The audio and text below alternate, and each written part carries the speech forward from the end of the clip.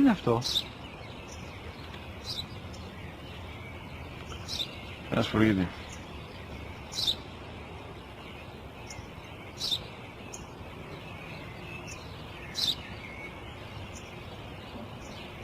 Τι είναι αυτό? Μόλις τώρα στο παπατέρα, σπουργίτη είναι.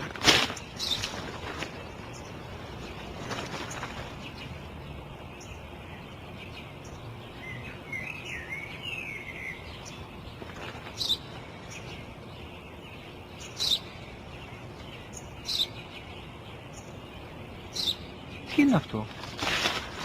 Ένα σπουργίτη είναι, πατέρα. Ένα σπουργίτη. Σπου-γι-τι!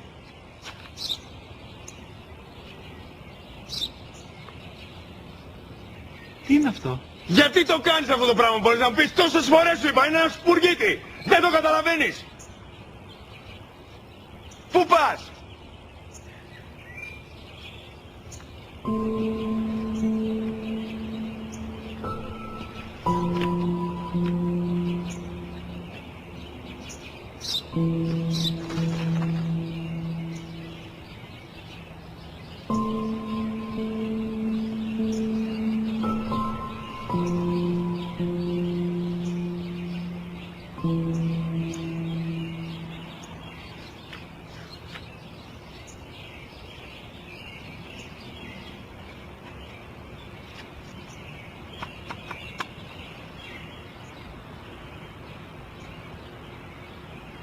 Δυνατά. Σήμερα ο μικρός μου γιος που πριν λίγες μέρες έκλεισε τα 3 καθόταν μαζί μου έξω στο πάρκο όταν ένας σπουργίτη ήρθε και κάθισε απέναντί μας.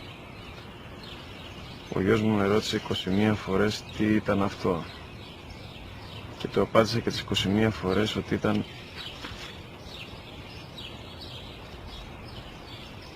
ένα σπουργίτη.